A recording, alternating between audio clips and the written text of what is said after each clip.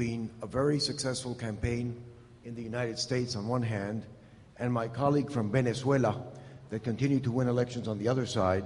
If I can't win how to learn elections from here out, then what have I been here for?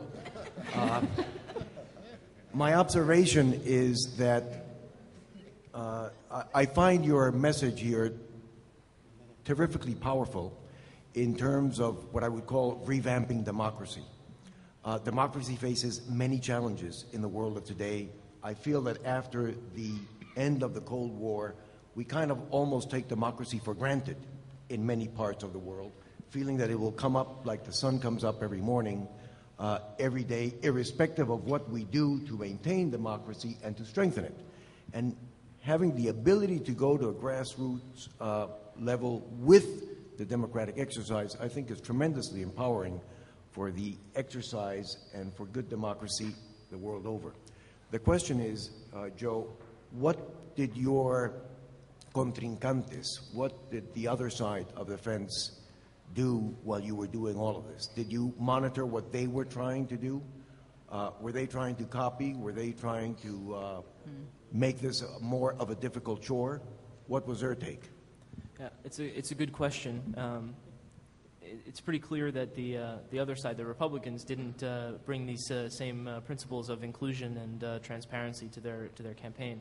I think, though, that there's no substitute for the leadership that came from the top of the campaign. So the notion of having a candidate who was a community organizer, who believed in his core that if we were going to be successful, it had to be organic and from the bottom up.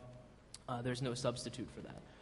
I also think, though, just in general, in our country, the notion of bottom-up grassroots organizing and involving real people and tackling real people's problems is something that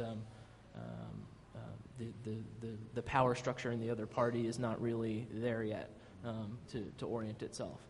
There's a more factional enterprise on their side.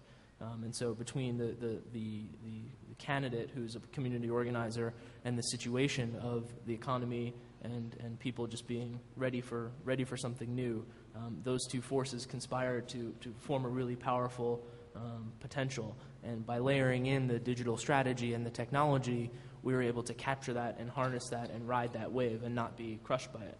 I think that this morning we had a breakfast with the Secretary General, and he said about campaigns that it's the foot soldiers who win the ground war, and that was true in this case. And I think that in 2000 and 2004, the Republicans actually are very good at a lot of the internal process, and so they have very good technology.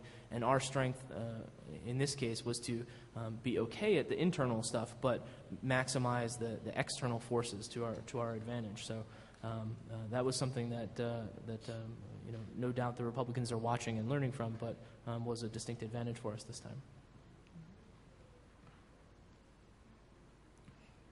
Señor, usted tiene una pregunta, pero usted puede venir al micrófono, por favor.